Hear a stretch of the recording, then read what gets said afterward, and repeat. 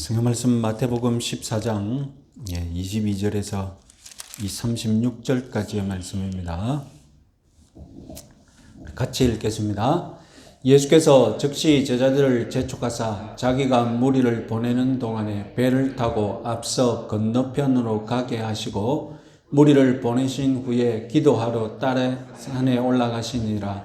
저물매 거기 혼자 계시더니 배가 이미 육지에서 술이나 떠나서 바람이 거스름으로 물결로 말미암아 고난을 당하더라. 밤 사경에 예수께서 바다 위로 걸어서 제자들에게 오시니 제자들이 그가 바다 위로 걸어오심을 보고 놀라 유령이라 하며 무서워하여 소리 지르거늘 예수께서 즉시 이르시되 안심하라 나니 두려워하지 말라. 베드로가 대답하여 이르되 주여 만일 주님이시거든 나를 명하여사 물 위로 오라 하소서 하니 오라 하시니 베드로가 배에서 내려 물 위로 걸어서 예수께로 가되 바람을 보고 무서워 빠져가는지라 소리질러 이르되 주여 나를 구원하소서 하니 예수께서 즉시 손을 내밀어 그를 붙잡으시며 이르시되 믿음이 작은 자여 왜 의심하였느냐 하시고 배에 함께 오르매 바람이 그치는지라 배에 있는 사람들이 예수께 절하며 이르되 진실로 하나님의 아들이로소이다 하더라. 그들이 건너가 게네사렛 땅에 이르매 그 사람들이 예수이신 줄 알고 그 근방에 두루 통지하여 모든 병자들을 예수께 데리고 와서 다만 예수의 옷자락에라도 손을 대게 하시기를 간구하니 손을 대는 자는 다 나음을 얻으리라. 아멘. 오병이어의 이적이 있은 후에 예수님은 즉시 무리들을 흩어 보내셨고 제자들을 따로 가게 하셨습니다. 제자들을 가게 하셨다. 이 표현은 강제적으로 하셨다는 뜻입니다. 호수 건너편으로 가게 하셨다. 왜 이렇게 예수님은 오병이어의 기적을 체험한 무리들과 제자들을 요즘 말로 찢어 넣으셨을까요? 무리와 제자들을 각각 따로따로 흩어 보내신 이유는 요한복음 6장에서 알 수 있겠습니다. 우리 파워포인트 요한복음 6장 15절을 한번 읽어보겠습니다. 그러므로 예수께서 그들이 와서 자기를 억지로 붙들어 임금으로 삼으려는 줄 아시고 다시 혼자 산으로 떠나가시니라. 여러분 이전에도 예수님께 왕권을 주겠다는 제안이 있었습니다. 언제 이기겠습니까? 우리 마태복음 4장 8절에서 9절 한번 읽어보겠습니다. 마귀가 또 그를 데리고 지극히 높은 산으로 가서 천하만국과 그 영광을 보여 이르되 만일 내게 엎드려 경배하면 이 모든 것을 내게 주리라. 사탄이 예수님께 유혹할 때 천하만국의 왕권을 주겠다고 유혹을 했었죠. 오병이어의 기적을 보고 무리들은 예수님이 당연히 유다의 왕이 되셔야 한다고 왕으로 옹립하려고 했던 것입니다. 오병이어의 기적을 체험한 무리들은 광야에 사탄이 유혹했듯이 예수님을 임금 자리에 앉히려고 했던 것입니다. 만약 예수님이 오케이 하셨다면 적극적으로 반대도 안 하시고 침묵에 동의를 하셨다면 그 자리에서 그야말로 메시아 혁명이 일어났을 것입니다. 그러나 예수님은 임금의 길이 아니라 세상 죄를 지고 갈 어린 양의 길, 십자가의 길을 가셔야 하는 분입니다. 그래서 이 무리들을 그대로 둘 수가 없었던 것입니다. 빨리 그냥 집으로 돌려보내고 제자들도 이 무리들과 같이 있으면 제자들도 흥분할 수 있기 때문에 제자들도 따로 또 보내셨던 것입니다. 이 이유 말고도 예수님이 따로 혼자 있고자 하신 이유에 대해서는 마태, 마가, 요한 이 기적을 기록한 모든 복음서는 동일하게 산에서 기도하실 시간을 가짐이었다라고 밝히고 있습니다. 파워포인트 보겠습니다. 그런데 다른 복음서와는 달리 마태복음은 예수님이 혼자 기도하셨다 이런 사실을 자주 보고하지 않습니다. 가장 인색합니다. 예수님이 혼자 기도하셨다 이렇게 보고하는데 마태복음은 가장 인색한 복음입니다. 그런데도 여기서는 예수님이 따로 혼자 기도하셨다는 사실을 주목하고 있습니다. 그건 아마 조금 전에 사탄이 시험을 받았을 때처럼 자기를 왕으로 옹립하려는 그런 유혹이 있었던 것과 관계가 있을 것입니다. 아마 예수님은 무리들이 자기를 왕으로 삼고자 하는 일에 충격을 받았을 거나 아니면 심적인 동료가 있었을 거나 하여튼 영향을 받았습니다. 또 오병이어의 기적 이전에 무엇이 있었습니까? 세례 요한의 죽음이 있었거든요. 세례 요한의 죽음, 오병이어의 기적이 끝난 다음에 왕으로 세우려는 이런 모든 흐름들, 예수님은 기도하심으로 이런 모든 유행에 흔들리지 않고 자기 길을 가시기 위해 하나님의 뜻이 무엇인지 오로지 하나님의 뜻을 알기 위해 기도하는 시간을 가지셔야 했을 것입니다. 하여튼 이렇게 복음서들 공통적으로 오병이어의 기적 다음에 소위 호수의 기적, 호수 위를 걷는 기적과 연결시키고 있습니다.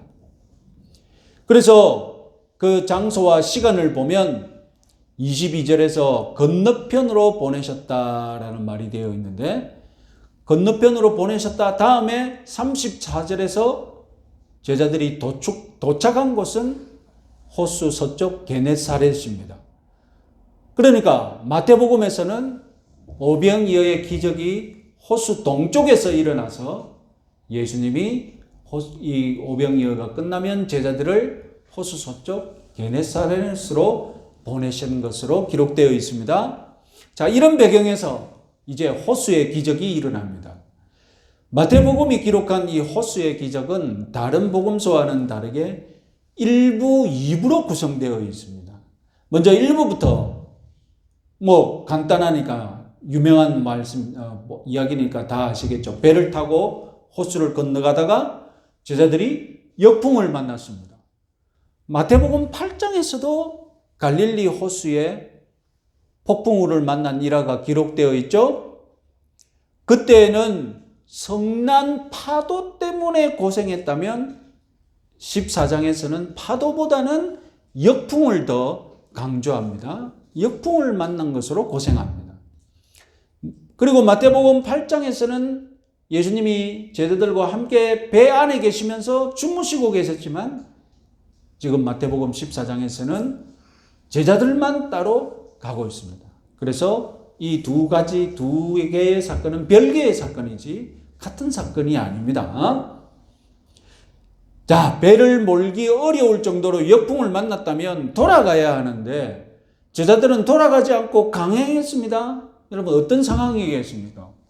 왜 돌아가지 않고 강행했습니까? 돌아가는 것보다 강행하는 것이 더 나을 때가 있겠죠? 어느 때겠습니까?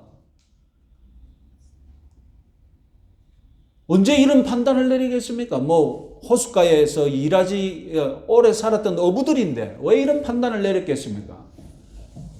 이제 조금만 더 가면 육지를 도착할 수 있기 때문에 돌아가는 게 더 멀면 돌아가는 것이 더 거리가 멀면 역풍을 만나도 가야겠죠. 그런데 얼마 오지 않았다면 돌아가는 것이 더 가깝다면 육지에서 더 가깝다면 돌아갔겠죠. 자, 제자들은 그런 거리에서 애매하게 역풍을 만나서 지금 강행을 했을 것입니다. 역풍과 싸우다 보니 어느덧 밤 사경, 즉 새벽 3시에서 6시 사이가 되었습니다. 아마 체력도 바닥나고 그냥 역풍의 모든 것을 포기하려던 찰나에 예수님이 호수 위를 걸어 제자들을 찾아왔던 것입니다. 제자들은 물리를 걸어오는 그 무엇을 보고 유령이라고 판단했습니다. 이 육체를 가진 사람은 무리를 걸을 수 없고 유령이라면 무리를 걸을 수 있다고 나름대로 생각했겠죠. 제자들은 예수님을 못 알아보고 다른 죽은 자의 유령으로 판단했던 것입니다. 당시 민간 신앙에는 깊은 물 속에는 귀신이 사는 곳이었습니다. 당시 그리스 신화에도 육지에서 죽은 사람은 사람들이 시신을 수습해서 그 무덤에 같이 할 때, 우리나라도 마찬가지지만 그 노잣돈을 같이 놔두지 않습니까? 입에 돈을 물린다든가. 그러면 이제 그 죽은 사람이 이 지상계를 떠나서 천상계를 갈 때 무엇을 지나야 됩니까? 죽음의 강을 지나야 되는데, 그때 배를 타고 건너가서 뱃삭으로 내야 되는데, 그때 필요한 것이 노잣돈이거든요. 그 육상에서 죽으면 시신을 수습해서 그 노잣돈을 딱 입에 물리는데, 바닷가에서 죽으면 어떻게 됩니까? 바닷가에서 죽으면 시신을 수습할 수가 없잖아요. 시신을 수습 못하는 경우가 많지 않습니까? 그러면 그 영혼은 어떻게 됩니까? 그 영혼은 노잣돈이 없이 이 죽음의 강을 건너지 못하는 영혼이 되는 거예요. 그러니까 어떻게 됩니까? 바닷속에서 헤매고 다니는 귀신이 된다. 그것이 이제 고대 사람들이 가졌던 믿음이었거든요. 그 미신이었거든요. 그러니까 바닷가에는 안 그래도 무서운데, 안 그래도 바다를 사람이 이기기 두려운 존재인데 이제 거기에 귀신까지 산다고 믿었던. 그래서 고대 사람들은 바다를 악의 상징으로 악한 영혼이 거하는 거처로 그렇게 믿었습니다. 그러니까 어떤 악한 유령이 지금 제자들에게 와서 자기들을 유혹할지 모른다고, 자기들을 죽이러 올지도 모른다고. 그래서 제자들이 두려워해서 소리까지 질렀던 것입니다. 상황이 이러니 예수님이 즉시 안심하라. 제자들을 진정시키고 나다. 그리고 신원을 밝히시고 또다시 두려워하지 말라. 이렇게 거듭거듭 제자들을 안심시킨 것입니다. 자, 여기까지가 일부인데 믿음이 없는 사람들은 이 호수 위를 걸어온 기적 안 믿겠죠. 그러면 그들이 보기에 이 호수 위를 걸어온 기적을 어떻게 해석하겠습니까? 기적이 아니라고 해석하고 싶다면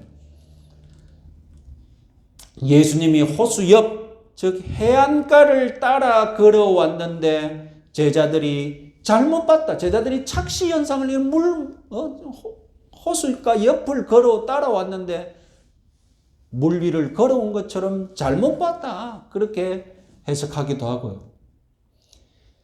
또 무엇이 있습니까? 호수에는 물에 감춰진 모래톱이 있을 수 있거든요. 보면 깊은 곳인 줄 알았던데 그 바다를 딱 밟고 보면 어떻습니까? 바로 수면 밑에 모래톱이 이렇게 있는 경우에는 마치 그 모래톱만 걸어가면 어떻게 됩니까? 호수 위를 걸어왔구나. 그렇게 생각할 수도 있거든요. 이렇게 성경의 이야기를 코미디로 만듭니다. 여러분, 모래톱을 걸어왔다면 갈릴리 호수를 잘 알고 있는 어부들이 모래톱 걸어오는 거 보고 유령이 걸어왔다고 오해할 일은 없을 것 아니겠습니까? 왜 이렇게 성경의 기적을 차라리 믿지 말지 그걸 이 코미디로 이렇게 자꾸 해석하는지 참 이해가 안 되죠. 자, 우리는 호수의 기적을 기적으로 믿습니다.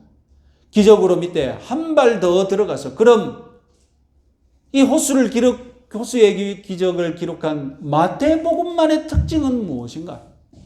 조금 더 세밀하게 한번 믿어보겠습니다. 자, 첫 번째, 마태복음만의 특징은 역시 마태복음답게 짧게 그리고 심심하게 기록했다는 것입니다. 여러분, 이 기록을 재미있게 기록하자면, 그래서 내가 조금 양념을 치자면 이 기록을 여러분 얼마나 재미있게 기록할 수 있겠습니까? 예? 요즘 뭐 MSG, 예? 이야기에 MSG 첨가하지 말라고 하지 않습니까? 작정하고 MSG를 첨가하겠다고 하면 파도와 역풍이 얼마나 심했는지, 그리고 제자들이 얼마나 고생을 많이 했는지, 그리고 기도 중이시던 예수님은 제자들이 고생하는 것을 어떻게 보셨는지, 그리고 호수 위를 걸어오는 기적이 예수님이 걸어가시는 그동안 어떤 일이 벌어졌는지, 여러분 이런 부분에 대해서 얼마나 양념을 치기 좋습니까? 얼마나 이 이야기를 부풀리기 좋습니까? 그러나 마태, 마가, 요한 모두 전체적으로 간단하게 기록했습니다. 물론 마태는 제일 간단하게 기록했고요. 그나마 마가와 요한복음을 읽으면 아까 우리가 가지고 있었던 그런 궁금한 점에 대해서 몇 가지 정보를 주려고 노력은 하고 있습니다. 그런데 마태는 아예 그런 노력도 안 해요. 한 점에 궁금한 점에 대해서 일절 응답하지 않고 마태 특유의 스타일로 예수님의 기적에 대해서 가장 건조하게, 가장 심심하게, 가장 심플하게 기록을 했습니다. 하지만 이 호수의 기적 일부가 아무리 짧다고 해도 제자들에겐 예수님을 하나님의 아들로 믿게 하는데 충분했습니다. 왜냐하면 구약은 여호와께서 바다를 밟으시는 분이시라고 찬양하기 때문입니다. 우리 여러 가지 구절 중에 대표적인 구절 욥기 9장 8절 같이 한번 읽어보겠습니다. 그가 홀로 하늘을 펴시며 바다 물결을 밟으시며. 자, 여러분 앞서 말씀드렸다시피 바다는 고대인들에게 악을 상징합니다. 하나님은 이 악의 상징인 바다를 어떻게 하신다고요? 밟아서 굴복시키시는 분이시다라고 구약에서는 하나님을 그렇게 찬양한 것입니다. 하나님은 바다를 밟아버리시는 분이시다. 이 히브리어로 기록된 욥기 9장 8절이 헬라어로 번역될 때 하나님이 바다를 밟으신다라는 이 표현이 조금 부드럽게 번역이 되었습니다. 그래서 바다 위로 걸어오신다라고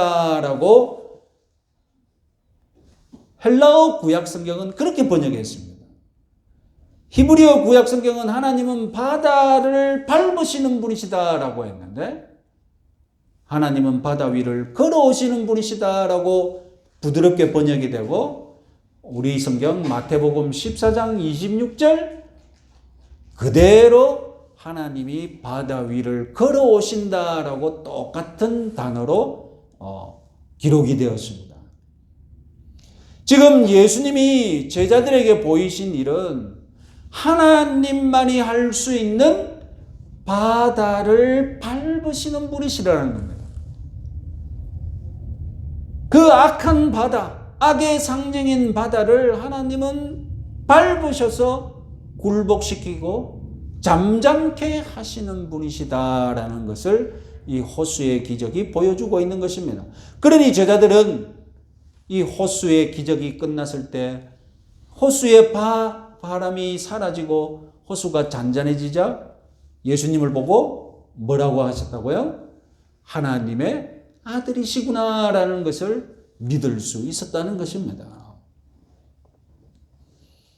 이것이 바로 마태, 마가, 요한 모두의 공통된 교훈입니다.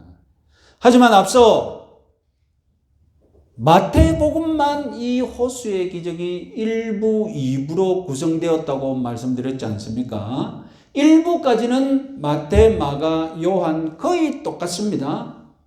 마가복음이 제일 간단한 것이 특징이라고 말씀드렸죠. 그런데 가장 짧은 마태복음은 마가복음, 요한복음에는 전혀 없는, 단 한 단어도 없는 베드로가 호수 위를 걸어가는 기적을 입으로 덧붙여 놓았습니다.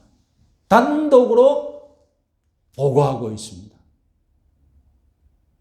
그래서 베드로가 물 위를 걷는 기적은 알고 보면 예수님이 호수 위로 걸어온 기적을 모방한 것 아닙니까? 그래서 우리 표를 보시면 문학적으로도 똑같이 일부를 모방하고 있습니다. 우리 표를 한번 봅시다. 예? 자, 여러분 보시면 예수님이 제자들과 분리된 이후 이 이야기는 마지막에 어떻게 끝납니까? 예수님과 제자들이 만나는 것으로 끝납니다. 그런데 여러분 그 사이의 이야기의 흐름을 보십시오. 예수님도 제자들은 바람의 위험을 겪고 물 위를 예수님이 걸어오십니다. 예수님의 정체가, 예수님이 제자들을 만나서 너희 두려워 말라고 하십니다. 그러자 이번에는 베드로가 물 위를 걸어갑니다. 베드로가 또 바람의 위험을 맞습니다. 이렇게 1부, 2부는 사실상 똑같은 이야기가 반복되는 것이라고 볼 수 있겠습니다. 자, 이렇게 해서 마태는 1부는 가장 짧게 기록했지만 마가, 요한에는 없는 2부를 첨가함으로써 이 호수의 기적을 가장 길게 기록해 놓았던 것입니다. 이 2부야말로 마태의 의도가 숨겨진 중요한 본문이죠. 1부는 마가, 요한도 다 똑같이 이야기하고 있으니까. 2부야말로 이 호수의 기적에서 마태가 주목하고 싶었던 중요한 본문입니다. 2부의 내용도 잘 아시죠? 베드로가 예수님에게 나도 주님처럼 호수 위를 걷게 해달라고 청혼했죠? 예수님은 허락하셨고 베드로는 호수 위를 걸어오다가 믿음이 흔들려서 어떻게 했습니까? 물에 점점 빠지기 시작하죠? 그런데 예수님 베드로가 다 빠지기 전에 구원해 주셔서 배에 같이 올라왔다는 이야기지 않습니까? 그런데 여러분 베드로의 청혼이 무엇입니까? 우리 30절 성경 말씀 한번 보겠습니다. 베드로의 청혼 같이 한번 읽어보겠습니다. 만일 주님이시거든 나를 명하사 물 위로 오라 하소서. 여러분 이것은 베드로가 예수님을 시험하는 것과 똑같습니다. 사탄이 마태복음 4장에서 예수님을 시험할 때 첫 문장이 무엇이었습니까? 만일 네가 하나님의 아들이거든 이 돌을 떡덩이가 되게 해서 먹으라. 만일 당신이 하나님의 아들이거든. 베드로는 만일 당신이 주님이시거든 나를 명하사 물 위로 오라 하소서. 여러분 장담하건대 베드로 이후 그 어떤 사람도 예수님께 이런 청혼해 본 일이 없을 것입니다. 아무도 이런 청혼 해보지 않았을 것입니다. 전무후무한 청혼일 것입니다. 그만큼 엉뚱한 청혼이었습니다. 그런데 예수님이 이 청혼을 받아주셨어요. 베드로의 이 엉뚱한 성격을 예수님이 누구보다 잘 알고 계셨고 베드로가 악의가 없이 이런 엉뚱한 청혼을 했다는 것을 충분히 이해하셨을 것이니까 무엇보다도 이 베드로의 청혼과 그리고 이후에 벌어질 사건 이 모든 것을 예수님은 훌륭한 제자도의 교육 모범인 것을 아셨기 때문입니다. 좋든 나쁘든 베드로는 오고 오는 세대의 제자들에게 교육의 모범이 되기 때문이죠. 예수님이 이 자신을 시험하는 이 청혼을 허락하심으로써 그리고 이후에 벌어졌던 이 일화들이 우리들에게 오늘날 어떤 교훈을 주는지 우리는 역시 주목해 봐야 되겠죠. 이 교훈에서 우리는 새해 2022년 새로운 어떤 목표를 가지는데 한번 적용해 보도록 하겠습니다. 첫 번째, 베드로의 이야기 첫 번째 교훈은 베드로가 권능을 탐했다는 것입니다. 베드로가 원한 것이 무엇입니까? 주님처럼 물 위를 걷는 것입니다. 전무후무한 아이디어죠. 베드로는 이미 예수님이 앞서 권능을 주셔서 귀신을 쫓아내는 그런 전도 여행을 한번 했었습니다.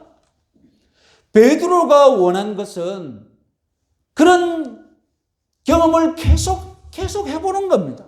그래서 이번에는 예수님처럼 물 위도 한번 걸어보는 그런 권능을 한번 가져보고 싶은 겁니다. 요즘 말로는 기적의 은사를 막 한 번 받는 것이 아니라 그냥 수시로 늘 기적의 은사를 가지고 싶은 거예요. 그러나 여러분, 베드로가 가져야 할 것은 예수님의 권능이 아니라 예수님의 마음이었습니다. 빌립보서 2장 5절 같이 한번 읽어보겠습니다. 너희 안에 이 마음을 품으라 곧 그리스도 예수의 마음이니. 베드로는 오병이어의 기적을 탐낼 것이 아니라 그 먹지 못하는 이 무리들을 불쌍히 여겨서 먹이시려는 예수님의 그 마음을 닮아야 했던 것입니다. 그 마음을 가져야 했습니다. 베드로는 물 위를 걸을 수 있는 권능을 탐하기보다는 물 위를 걸어오셔서 자기를 구원하시려는 그 예수님의 마음을 닮아야 했던 것입니다. 그 예수님의 마음을 가져야 했던 것입니다. 여러분, 부활하신 후에 예수님이 베드로와 만나시죠. 그 유명한 장면이 있잖아요. 물고기를 구워주시면서 베드로에게 먹여주시는 이야기 아시죠? 예수님이 부활하신 이후 갈릴리 호수에서 베드로를 만나서 베드로에게 회복시킨 것이 무엇입니까? 기적을 일으킬 권능, 그 기적의 은사를 베드로에게 회복시켰습니까? 베드로를 만나서 예수님이 확인하신 것이 무엇입니까? 네가 나를 사랑하느냐? 가서 내 양을 먹이라. 베드로에게 회복시킨 것이 무엇이었습니까? 예수님을 사랑하는 마음, 그리고 영혼을 사랑하는 마음, 그것을 회복시켰지 않습니까? 그리고 나중에 기적을 베풀 은사를 다시 회복시켜 주시지 않습니까? 베드로가 진정으로 품어야 할 것이 무엇입니까? 그것은 예수님의 마음, 영혼을 사랑하고 영혼을 구원하려는 그 마음을 먼저 가져야 했습니다. 여러분, 오늘 저와 여러분들에게도 우리들이 먼저 주님께 가져야, 주님으로부터 받아야 할 것, 주님으로부터 내가 탐내야 할 것 무엇입니까? 예수님의 마음이신 줄 믿으시기 바랍니다. 예수님으로부터 권능을 받으려는 마음 이해합니다. 그럴 수 있죠. 내가 기적의 은사를 체험하고 싶은 마음 충분히 그럴 수 있습니다.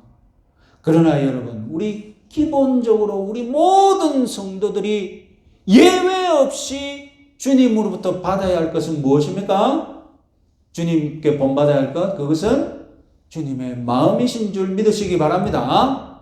그래서 여러분, 올해 2022년 우리 혁신교회 성도님들은 예수님의 마음을 더 많이 품고 예수님을 더 닮아가시는 그런 한 해가 되시기 바랍니다.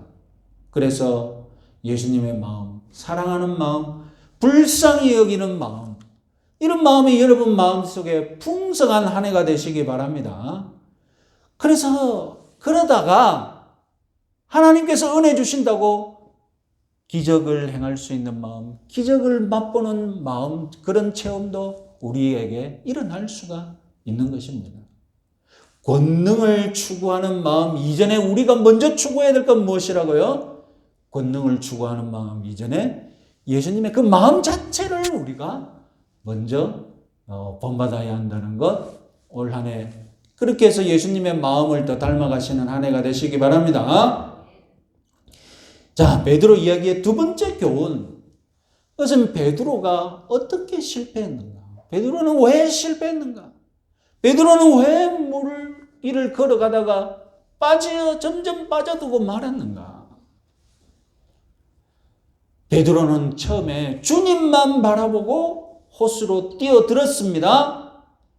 그때는 믿음이 컸죠. 큰 믿음을 가지고 뛰어들었습니다. 나도 주님처럼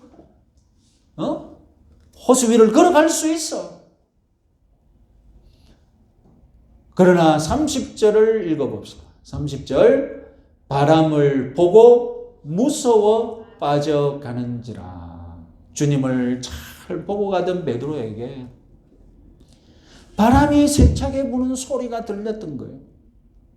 그래서 주님을 향하고 있던 눈을 어떻게 했습니까? 호수를 보고, 자기가 발을 딛고 있는 호수를 보고 바람을 보기 시작했어요.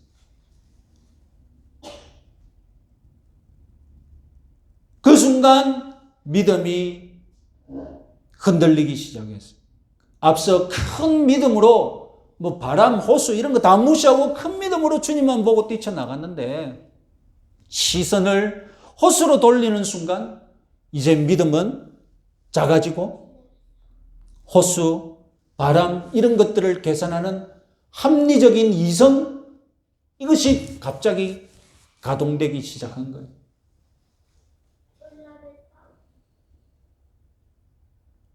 여러분, 주님을 단단히 고정해서 바라보아야 합니다. 지금 내 손에 잡히고 피부에 와닿는 이런 물질적인 환경, 우리는 얼마든지 눈을 돌리기 쉽습니다. 그럴 수밖에 없습니다. 우리 인간 특징이 그냥 눈을 돌리고 귀가 열리면 귀로 듣고 그리고 손에 만져지면 느낄 수 있는 이런 우리 기본적인 특징이니까요. 그래서 우리 주변에서는 온통 우리들의 시선과 우리들의 믿음을 빼앗기에 충분한 것들이 우리의 믿음을 자꾸 작게 만들 것입니다. 우리를 자꾸 두렵게 하고. 그러나 올 한 해 2022년에는 그 모든 환경에 여러분 믿음을 가지시고 단단히 주님만 바라보시는 한 해가 되시기 바랍니다. 우리의 마음을 주님께 먼저 고정시켜야 합니다. 우리 신앙생활의 승부 어디에 달려 있느냐? 내 눈을 주님께 먼저 고정하느냐? 내 시선을 이 세상에 빼앗기느냐? 여기에 달려 있는 거예요.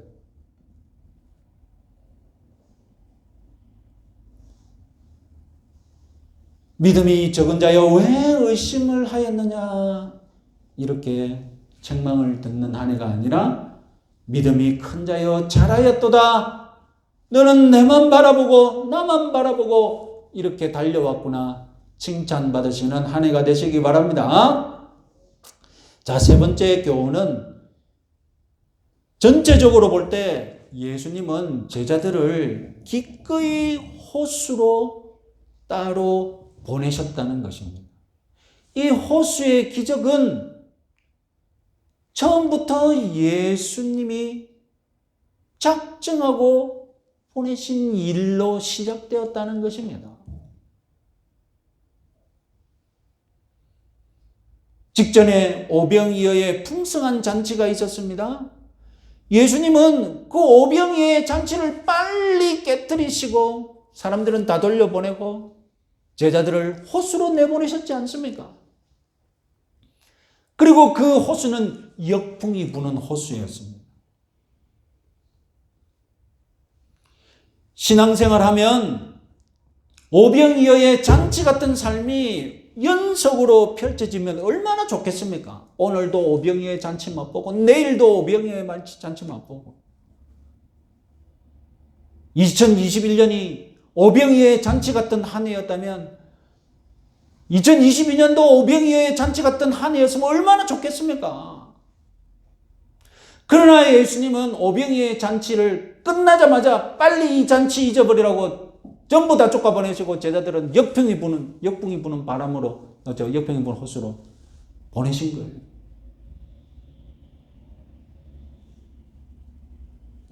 주님은 역풍이 부는 호숫가로 제자들을 내보내시기도 하신다는 것입니다.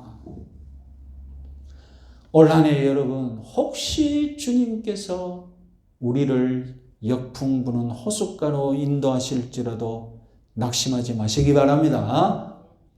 올 한 해 혹시 주님께서 우리 교회를 역풍 부는 호숫가로 인도하실지라도 우리 낙심해서는 안 됩니다. 지난 한 해 우리 혁신교회 입장에서 보면 오병이어의 잔치, 코로나 이 시국에서 우리는 이렇게 좋은 예배당에서 꾸준히 예배에 모여서 드렸으니 2021년은 뭐 남부럽지 않게 오병이어의 잔치와 같은 한 해였다고 평가할 수 있겠죠. 그러나 2022년도 코로나의 위기 속에서 우리 교회가 오병이어의 잔치 같은 한 해가 펼쳐질 것이라고 또 기대는 할 수는 있겠지만, 그렇게 믿고 우리 모두 신앙생활을 하겠지만, 주님의 계획은 역풍이 부는 호숫가로 우리를 인도하실지도 모른다는 것입니다. 여러분, 신앙생활을 해보시면 저는 교인들을 딱 두 종류로 나눌 수 있어요. 목회자의 입장에서. 첫 번째 교회는 무슨 일이 있더라도 이 교회를 지키고 무슨 일이 있더라도 한번 교회에 출석 잘 하겠다는 그런 자세를 가진 교인이 있고, 두 번째 교회는 어떤 교인이냐. 무슨 일만 있으면 이 교회에 안 나오려고, 무슨 일만 있으면 빠지려고 그런 자세를 가진 교인이 있어요. 그래서 교회에 안 나올 거리를 찾아다니는 사람이 있어요. 어떤 교회는 무슨 일이더라도, 무슨 거리가 있더라도 이 교회를 지키겠다고. 여러분, 올 한 해 여러분들은 어떤 신앙, 어떤 자세로 이 교회를 여러분 헌신하시려고 합니까? 무슨 거리가 있으면 안 나오시겠습니까?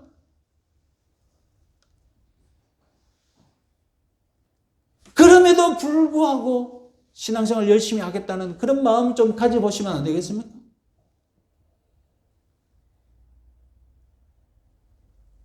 내가 역풍 부는 호숫가에 있더라도 낙심하지 않는 그런 신앙생활을 해보겠다고 다짐하시는 새해가 되시기 바랍니다. 내가 역풍 부는 호숫가에 있더라도 낙심하지 않을 수 있는 이유, 그것은 바로 주님이 그때 걸어오셔서 나와 우리 교회를 구해 주실 것이기 때문입니다. 믿으시면 아멘 하시기 바랍니다. 작은 믿음일지라도 주님 구해 주십시오라고 베드로가 외쳤을 때 주님이 베드로의 손을 잡아주시고 우리를 시험에서 건져주실 것을 믿으시기 바랍니다. 여러분, 베드로의 믿음 작아졌을 뿐이지 없는 것이 아니었습니다. 작은 믿음이라도 그는 예수님께 구했습니다. 예수님을 붙잡았습니다. 그리고 예수님은 그 작은 믿음에 베드로의 손을 잡아주셨습니다. 우리 새해 2022년의 바람직한 목표, 이상향의 목표는 무엇입니까?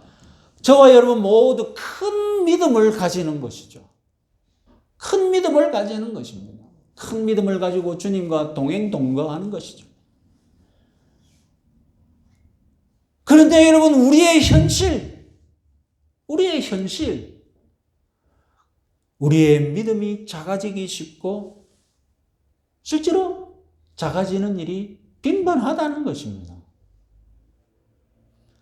올 한 해 우리는 믿음이 작아질 때가 많이 있을 것입니다.